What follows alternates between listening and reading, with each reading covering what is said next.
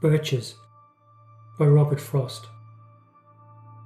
When I see birches bend to left and right, across the lines of straighter, darker trees, I like to think some boy's been swinging them. But swinging doesn't bend them down to stay, as ice storms do.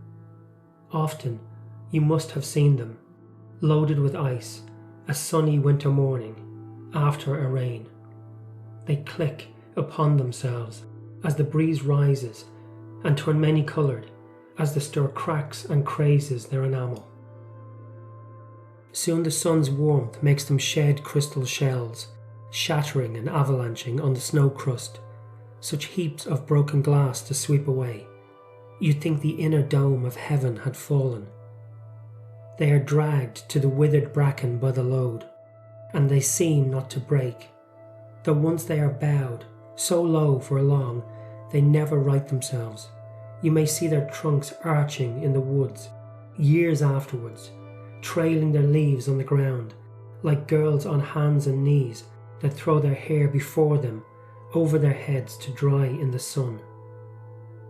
But I was going to say, when truth broke in with all her matter of fact about the ice storm, I should prefer to have some boy bend them as he went out and in to fetch the cows, some boy too far from town to learn baseball, whose only play was what he found himself, summer or winter, and could play alone.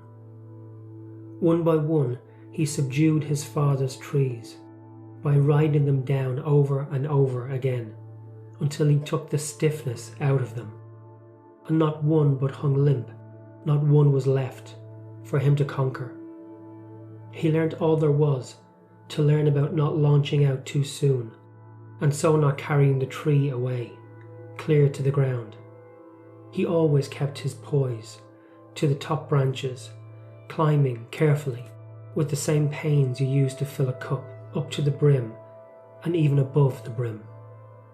Then he flung outward, feet first, with a swish, kicking his way down through the air to the ground. So was I once, myself a swinger of birches, and so I dream of going back to be. It's when I'm weary of considerations, and life is too much like a pathless wood, where your face burns and tickles with the cobwebs, broken across it, and one eye is weeping from a twig's having lashed across it open.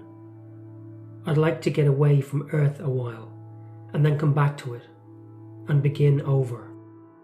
May no fate wilfully misunderstand me, and half grant what I wish, and snatch me away, not to return. Earth's the right place for love. I don't know where it's likely to go better.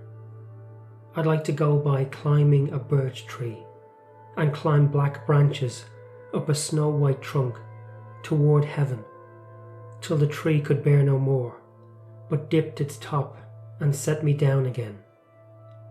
That would be good both going and coming back. One could do worse than be a swinger of birches.